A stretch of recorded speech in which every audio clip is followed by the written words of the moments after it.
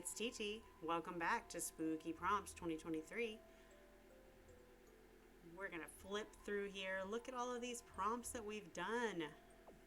We are all the way back here towards the end on letter W, and the prompt is witch. So I decided that I wanted to do something a little bit cuter and less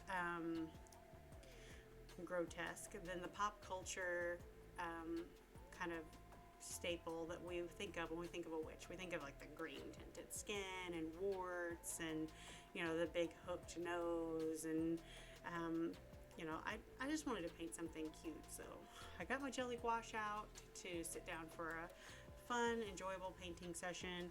And first I started on this little this is a little kitty cat duo. They're dressed up as a ghost and a witch to go trick-or-treating.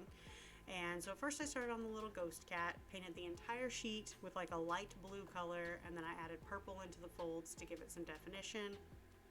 And then I painted the kitty cat's hands, eyes, ears, and feet all gray. And then I'm adding in their actual eyes. So I painted them white, dried that, added in the blue irises, dried that. And then I'll add in the black pupils and the little white highlights for the eyes. And then I'll get started on this little kitty, his little friend, who's dressed up as a witch for Halloween. This little kitty cat witch is wearing a cape and a pointed hat, which are pretty average symbols for a witch. Like, that's pretty spot on for what you would think.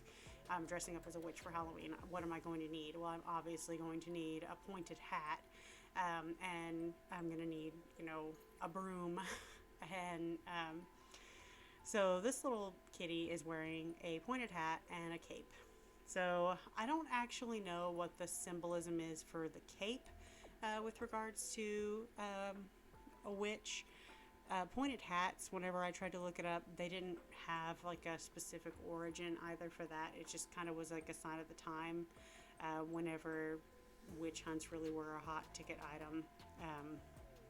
Pagan people in small communities that were still practicing paganism were just kind of getting into pointed hats as a fashion statement, I guess, at the time. So that was really all I could find. I didn't dig too deep into it though.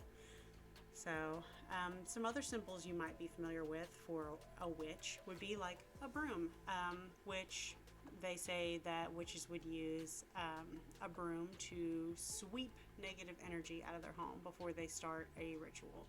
So there was often a broom by the front door. You would sweep negative energy out of your house.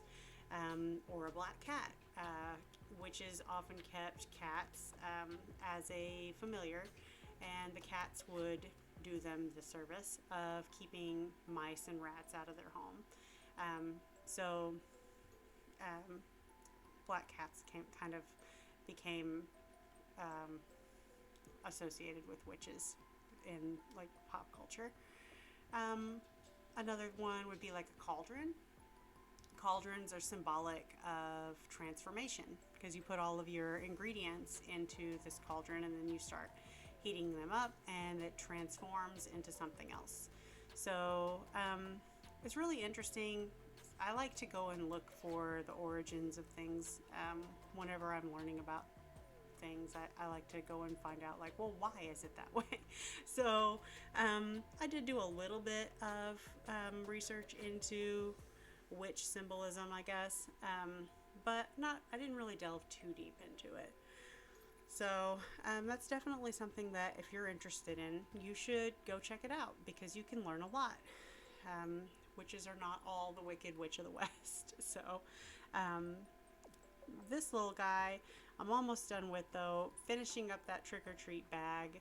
Added some little shadows in there as I went, and then the little whiskers were the finishing touch, and it's all done. So thanks for hanging out, and I will see you next time.